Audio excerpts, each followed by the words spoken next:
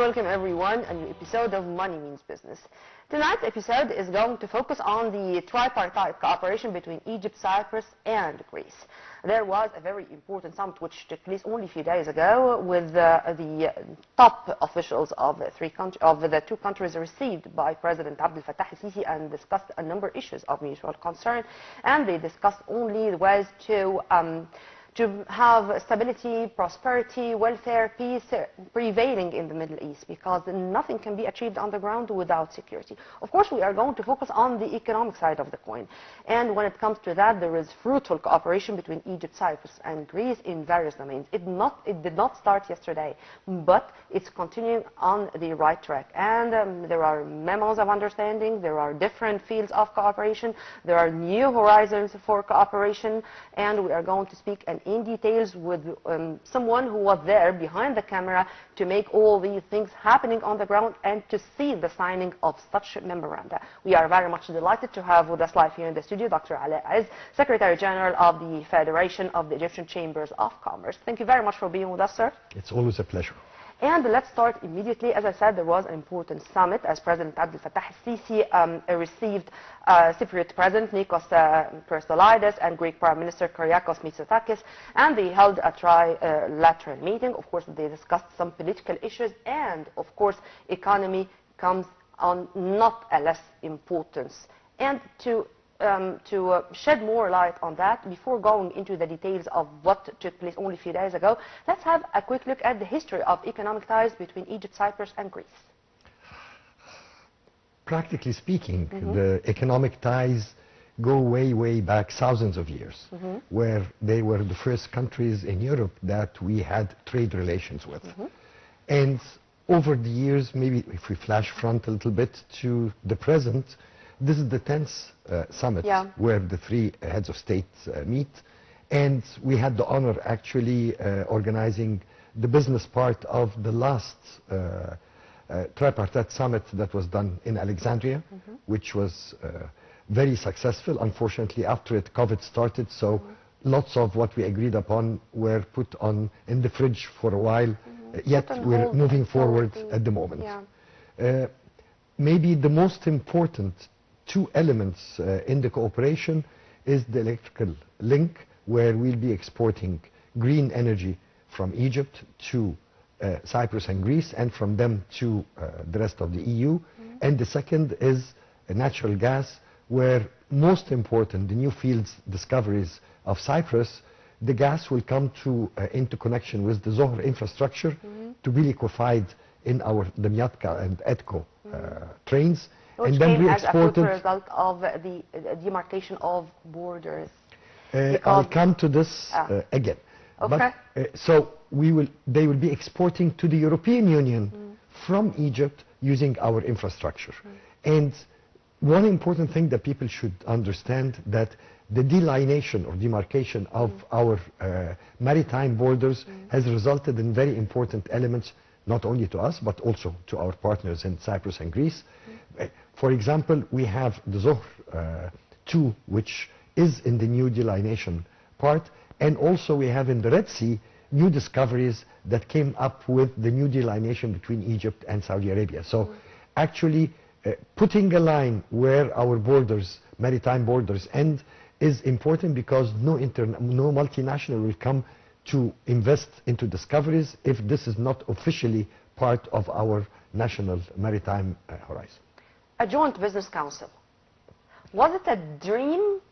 And what was our homework to make this dream a reality, something taking place on the ground? Besides the comma and the full stop, that is always usually the fight between our legal advisors in the three countries, the more important thing is, what do we want?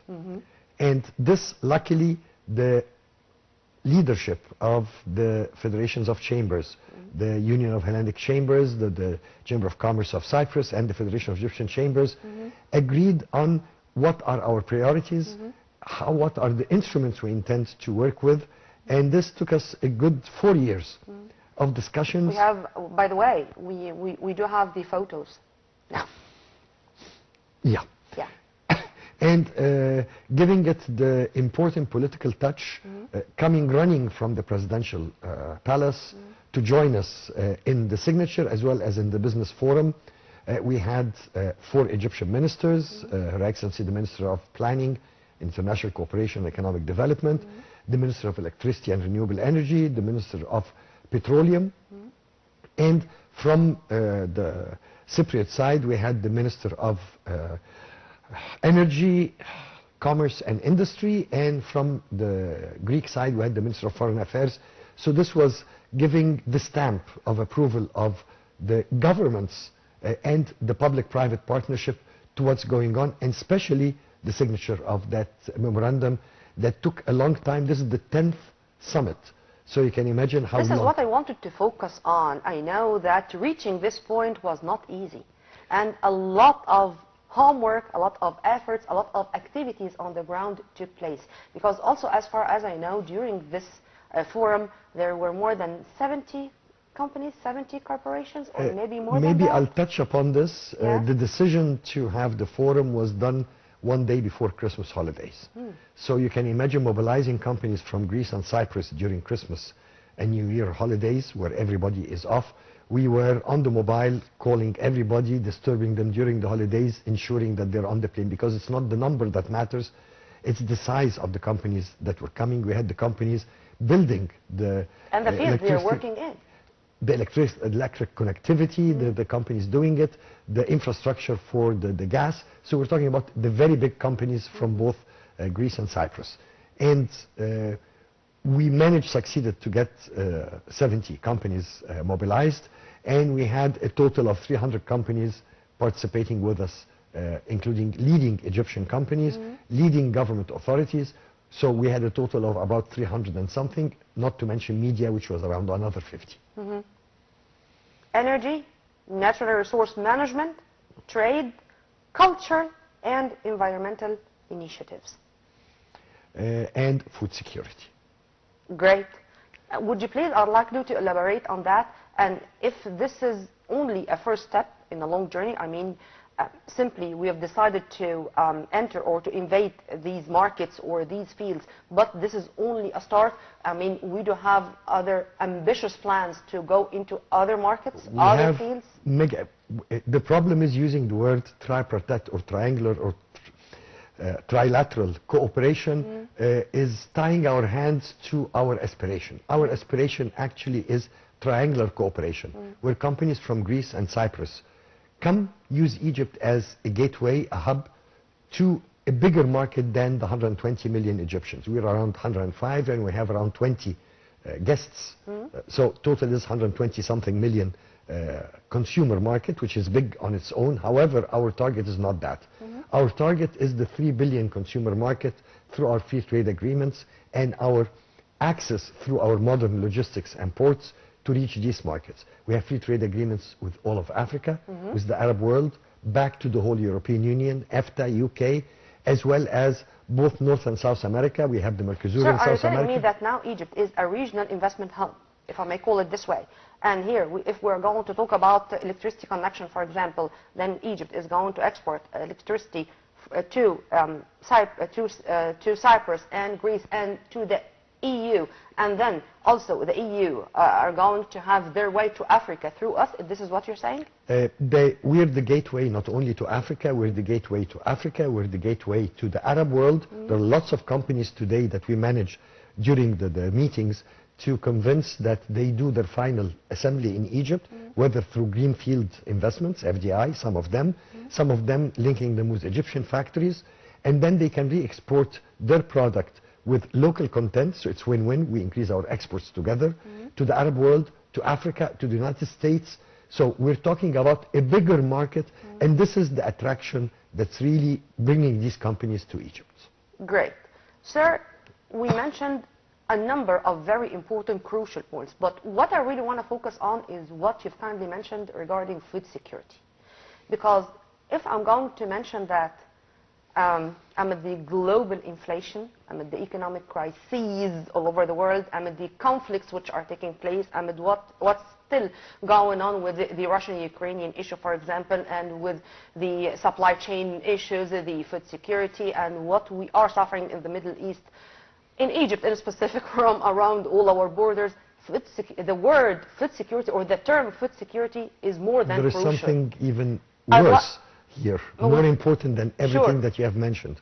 The arid grid, which is the dry global ring, has shifted from south of Cairo to the south of Italy, passing through Greece, and naturally taking Cyprus in between.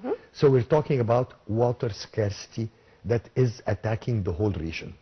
So cooperating in agriculture, precision agriculture, in water minimization, in coming up with newer strains that can resist salinity, so you can use a little bit of brackish salty water for irrigation. All this is technologies that exist in the European Union. Greece and Cyprus have a little bit of good know-how in that. So here is where cooperation can come on board. Also in fisheries, because when you talk agriculture, it's not only plants, we're talking about animal husbandry, milk production, Livestock. meat, all of livestock, as well as poultry, as well as fisheries. So, and when it comes to fisheries, Greece is supposed to be one of the world leaders. And this brings me to another sector that we did not mention, but it comes as a cross-cutting sector, which is maritime cooperation. Greece is a world leader in maritime. And last thing that was mentioned during the high-level panel with the ministers, with the Minister of Foreign Affairs of Greece, the European Union is suffering a very high shortage in human resources. In hospitality, construction, agriculture, they lack the human resources that can work in these fields. So we're discussing with the European Union at large, where we will be exporting human resources from Egypt. We'll be doing training programs, languages, so every country they're going to, they have to speak the language of that country, as well as soft skills, so we have legal migration.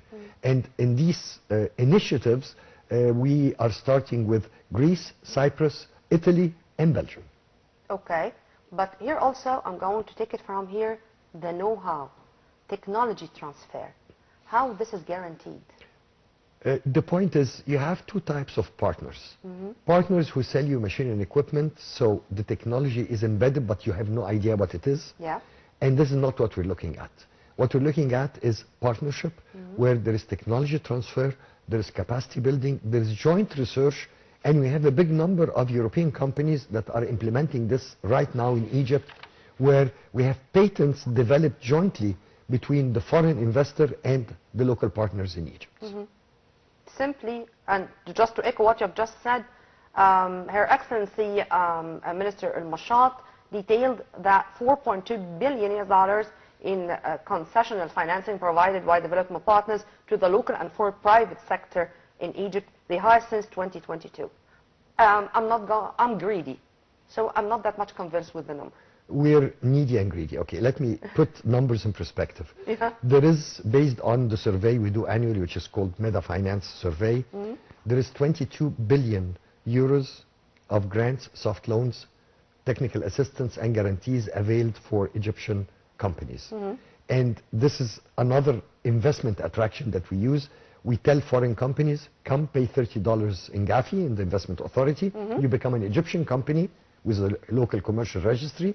Then you become eligible to this 22 billion. This 22 billion is first come, first served. Okay.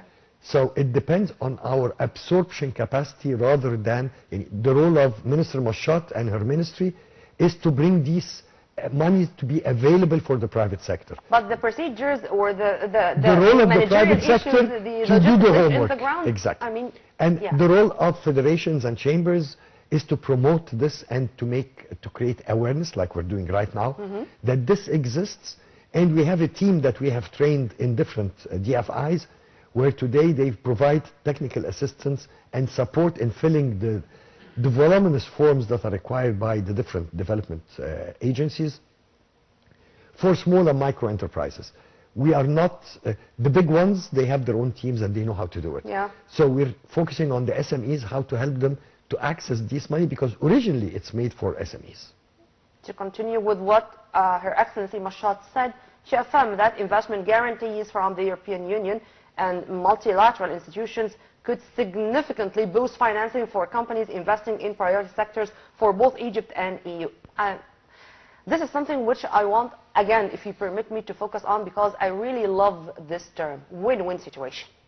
Simply, nothing can be achieved on the ground if a side is not benefiting from what's going on and only one side is the winner.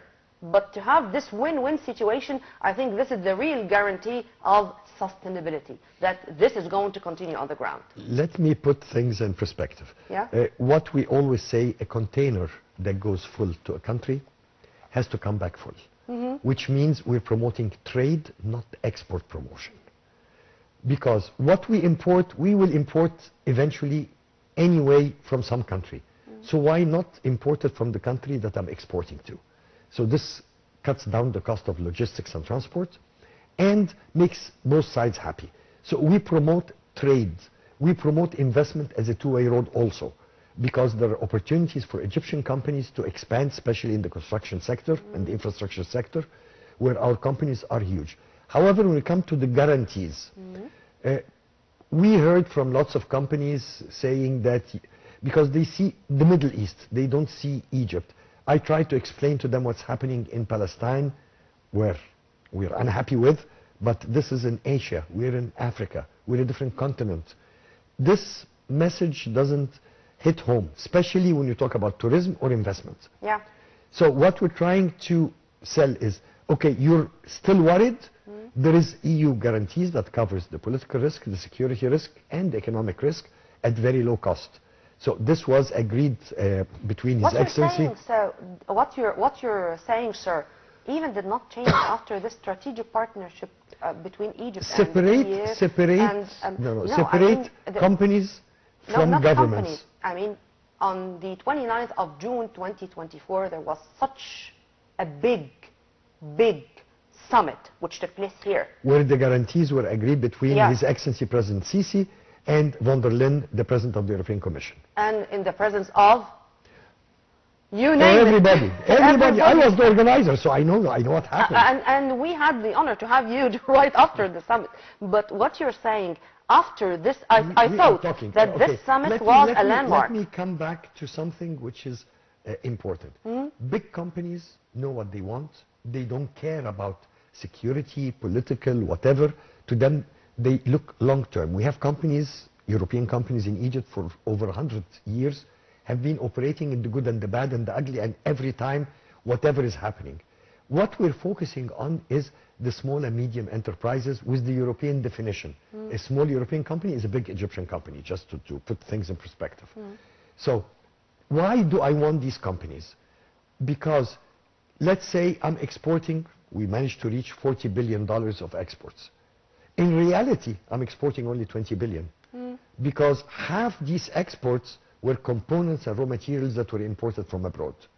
So we're trying to increase the share of Egyptian input in these exports. And this will never end. I'll give you an example. We're one of the leading exporters of air conditioners, refrigerators, and I don't have a compressor manufacturer in Egypt. I import it. So this is one business. We're exporting 10 millions of different white goods, different house appliances, and I don't have a single motor manufacturer.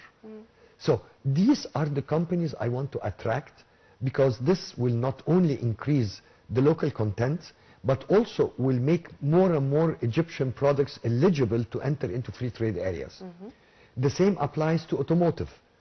The more I have local content, the more I can manufacture. The end of the pipeline is making the engine block and the gearbox. This is a very technologically complicated item where very few countries have the know-how. However, the rest of the car has to be done locally and is doable. And this is what we're focusing on, attracting companies in these sectors. Amen to that, and I think this is exactly what was said when we relaunched or reopened in Nasr. In Nasr is a good initiative, but this is what we call bodybuilding. In automotive, you have assembly lines, which produces passenger cars, and then you have the trucks and the buses, where you build on top of the chassis. It's same team is building. It's not an assembly line. It's very labor intensive. That's why we're competitive. We're one of the most competitive in the region. It's more assembly. The more local content I have, the more benefit I have. But if I'm just getting what we call complete knockdown, CKD, which means the whole car is in a box as pieces and I just assemble it, there is very low local content. But SKD, which is the semi-knockdown, the more I have as local inputs, the more I have the opportunity not only of making positive benefit to the economy, but also opening door for exports. Amen to that. And here I want to focus also not only on the 70 Cypriot and Greek companies, but the 200 Egyptian companies. Tell me more. The Egyptian companies were handpicked based on three things. Number one, that they're counterparts to the visiting companies, so this was an important thing. Number two, if they're not a counterpart to the visiting companies, they have vested interest in investing or dealing with either Greece or Cyprus. So there is a number of companies who are interested in infrastructure in both countries. And last but not least, that these companies are big, medium, and large based on the company that is coming. And we focus on having the CEO, which is the decision-making level. And we had a beehive. Maybe we had about 2,000 business meetings conducted between both sides, where the number again, sir? 2,000, because every company of these 70 met 10, 11, 12 Egyptian companies. Okay. And every Egyptian company met 4 or 5 companies from the visiting companies. So you end up, it was a beehive. They were put in corners, and the visiting companies and the Egyptian companies were ping-ponging between them. And then after that, the visiting companies started. Was it a think tank or brainstorming or tables of discussion, or round table discussion? We started at 11 o'clock with the B2B, with these meetings. And then at 3 o'clock we started presenting, doing business with and through Egypt, with and through Cyprus, with and through Greece, where the heads of the investment authorities were doing the presentations. Then we signed the agreement. This led to the MOU signing? Then the MOU signing.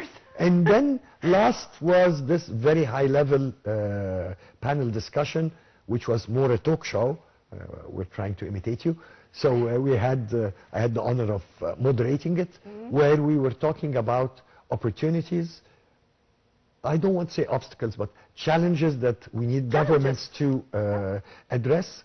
And what do they want from the private sector, and what new public-private partnership opportunities are being put on the table by each one. By the way, sir, it's right to say that there are some obstacles on the ground. Simply when you define the problem, or when you say that there is a problem, the first step to solve it, what are the obstacles? We as private sector, we do not see problems, we do not see obstacles, we see opportunities. I'll give you an example. A challenge is an opportunity. If electricity is being cut, you've seen when we had problems in electricity, you had the private sector coming up, inventing everything you can think of, from solar roofs to fans working with batteries. We always, garbage in the street, collecting it as a business opportunity. So we do not see problems or challenges, we see opportunities. But we have to put these opportunities in the right format to be addressed by the private sector. Sometimes it's the role of the government. So here we talk to the government saying, let's have a public-private partnership where you have electricity, for example, the solar energy, with one piece of paper, which is the feed-in tariff law. You had Benban, the biggest solar park in the world, simply with one piece of paper. This came through discussions with the government that took around 2 years. But once it was enacted by Parliament, Benban was born in less than 2 years. And we have today, the sky is the limit, because with this new connectivity with Greece, you can, the problem in Europe is they don't have the land. We have deserts like hell. They don't have the sun. The same panel that you install in Europe, when you install it in Egypt, it produces 10 times the electricity. And last but not least, nobody wants it in his backyard. We can put it where you don't see it. Benban, you don't know where it is even. Physically, you don't see it. So the only problem is you produce electricity, you need to transport it. And here is where we're coming with 2 tools. One of them was done during the EU-Egypt Investment Summit, which is switching this electricity into green hydrogen to be fast-track exportable. And this is, we have a big number of projects coming up in the pipeline. And the second is the interconnectivity that's being done under the... I remember in this June Egyptian EU summit, there was like a roundtable discussion, President Abdel Fattah al-Sisi and a number of European leaders, I think Meloni of Italy, Sanchez of Spain, and when they were talking about these issues, and when he said you want solar energy, I'd like here to have a factory or a company to produce solar panels. If you want to have wind energy, I want to have a company or a factory here for the turbines. I mean, or it's a circle. It's the chicken and the egg. You need to have the market, and now we're having the market through initiatives like BIMBAN, and through the start of building this interconnectivity with Europe, and through the infrastructure that's being done in East Port Said for the export of green hydrogen and green ammonia also. Alaa, I think. No, Shar al-Awinat is where you'll have the solar panels, but I'm talking about the port itself.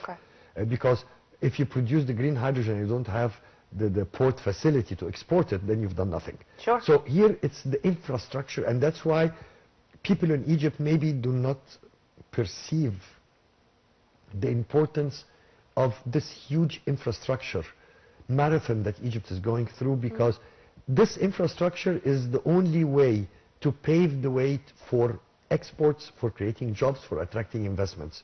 Nobody will come to invest in this very promising sector if there is no export potential, because the local market is not enough. And once this starts growing, you'll be having lots of companies. We already have Chinese companies, we have European companies who are finalizing their feasibilities for producing solar panels in Egypt. Regarding turbines, this is something that will take a little bit longer. We already managed to reach in the wind energy, we managed to reach almost 70% of the whole package, which is the rotors, the pylons, the infrastructure, everything. What remains is the turbine. The problem in some industries is the technology is developing very fast. Yeah. So once you start having a factory in Egypt, if it does not move fast with the technological development, it's a waste of time. Sir, you mentioned another important issue regarding transportation and infrastructure, and because of that, those two fields were also on top of the agenda of talks while the forum was taking place. True? True, because to enter, if I say you enter African market through Egypt with zero customs, the first sentence that will be said, can you reach that market? So we have the Alexandria-Cape Town horizontal highway taking Africa. Then you have the Safaga-N'Djamena in Chad connecting to Dakar, taking the other side, crossing Africa, and opening all these landlocked countries, Central Africa, which is a market that used to import by plane. Today they'll import by land, which is very economic in comparison. So Egypt will become a logistic hub catering to that region. The same, we're having the fast-track rural line between Damietta and Trieste. We're bringing back the rural line between Mersin in Turkey and Alexandria. So all these interconnectivity, multi-modular, maritime, road, railways, including the bullet train, sorry, all these interconnections are the only guarantee that Egypt can penetrate its free trade agreement areas. And also another field or another something which was discussed, healthcare. Healthcare was discussed the night before, actually, where there was a meeting between His Excellency, the Minister of Health, and the biggest European, which is a Greek company, working in healthcare, and they're coming to invest very heavily in Egypt, and they started their investments. You mean drug manufacturing? No, it's healthcare. So it's a hospital building, investing in hospitals. They will be taking a big number of What's Egyptian... the nationality of this mega? Greek. Greek, okay. Greek, yeah. It's part of the whole package, one of the 70 companies.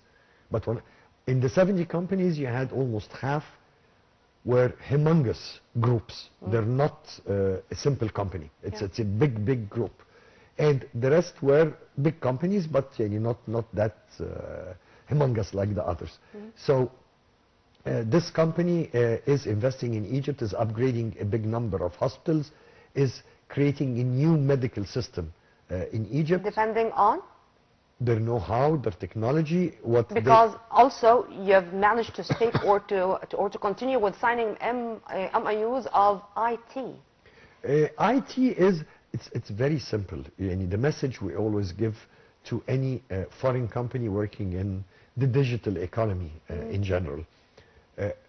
Your man-day in Germany, in Belgium, in Greece, whatever, is a man-month in Egypt. So it's win-win. Sir, I wanted just to link that with an important visit by His Excellency Prime Minister Dr. Mustafa Al-Madbouli to Creativa Giza today. And I had the honor also to speak with the one who is managing the lab there.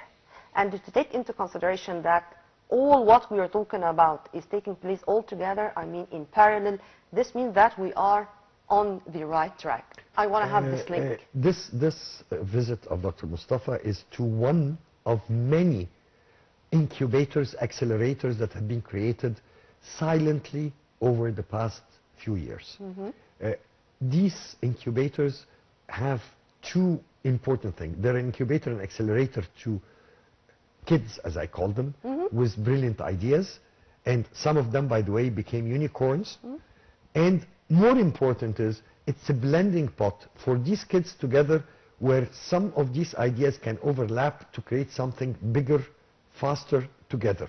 So these incubators are not only to support newer ideas, startups, but to blend them together to be able to do bigger ideas and bigger initiatives. By the way, what you're saying, sir, is saying that finance, money, it's not the only issue. There are a lot of other things which we should take into consideration. Access to finance is an important element. However, we believe that money follows good ideas. And the stock exchange is the best example. A skyrocketing share, everybody buys. Money follows good ideas. Money follows success stories. However, startups, their main problem is our banking system is based on collaterals. It is not based on feasibility or ideas. And that's why we started having, with different development banks and funds, newer instruments of non-banking instruments, venture capital, investment funds, and so forth. And now we have teams supporting I call it the banking financial services and the banking non-financial services, and I should put both on the same level and on the same importance. No, they're not on the same level, but they're different, and each one has a different, caters to a different clientele.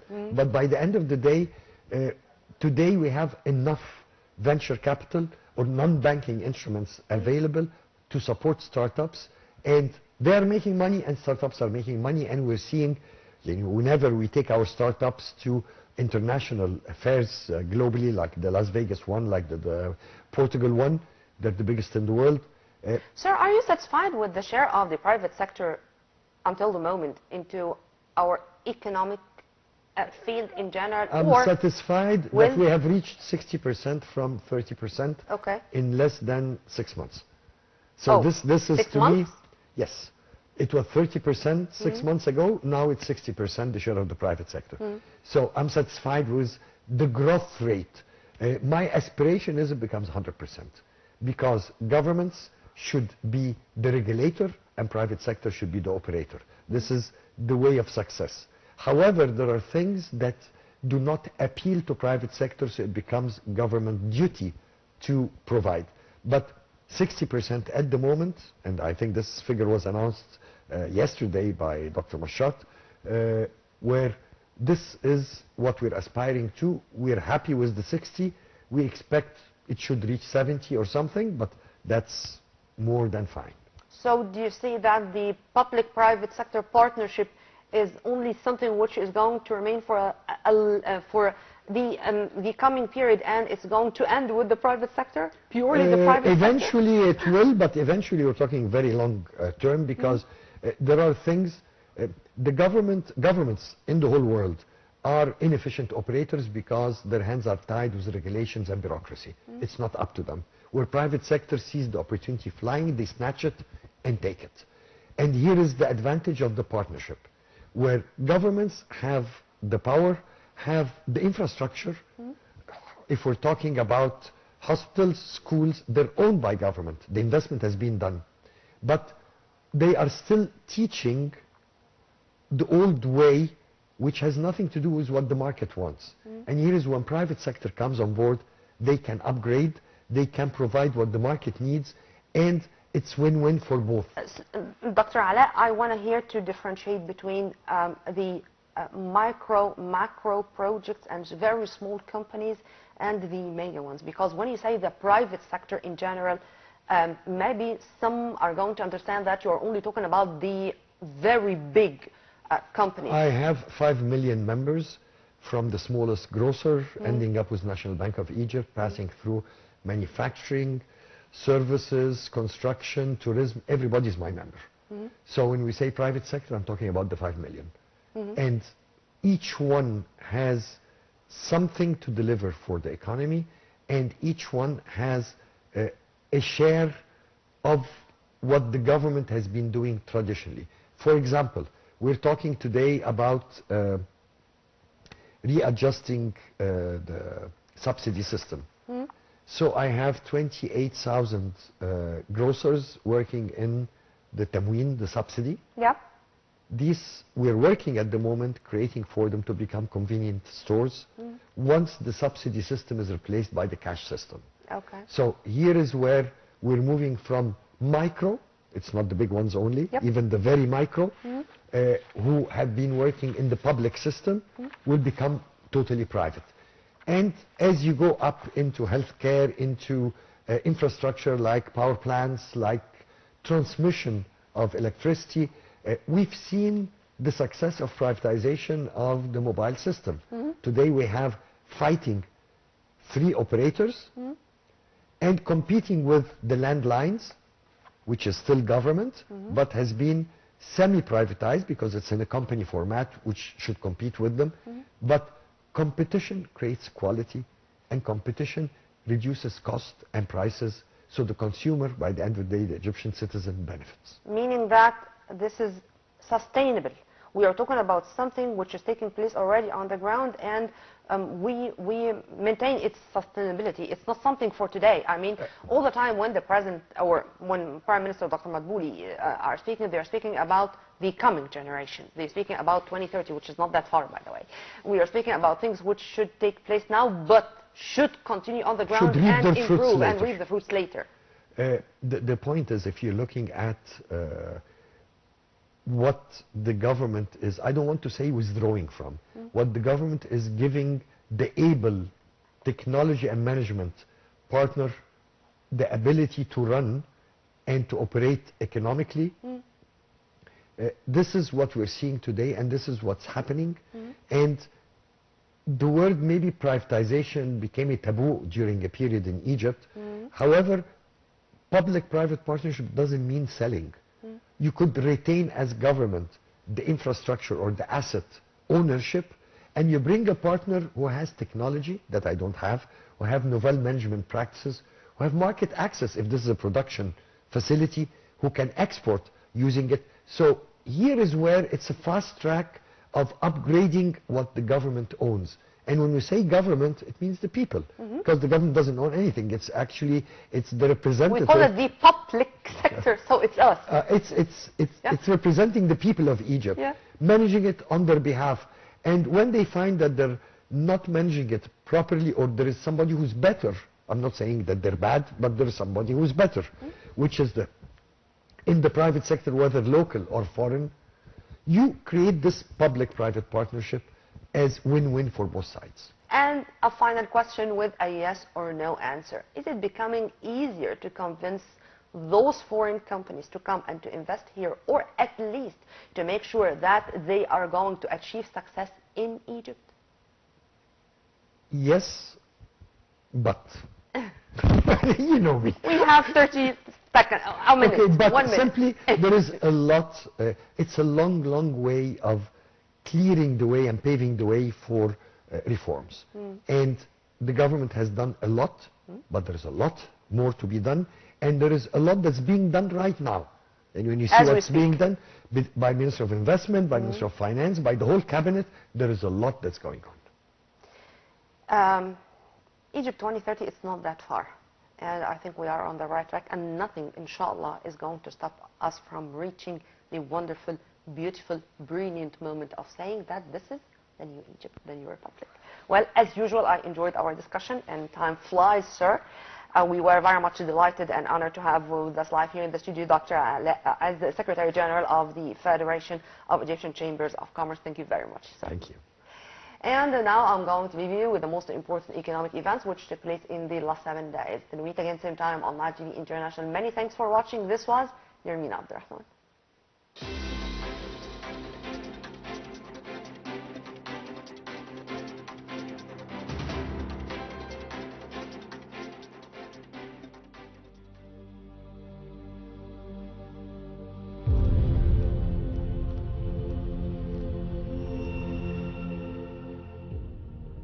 The National Initiative for Industrial Development, START, has succeeded in attracting foreign direct investment to localize various industries in cooperation with international companies, as one of the Chinese companies aspires to increase the exports of its factories in Egypt by $20 million during the next year to reach about $200 million, an increase of 33%.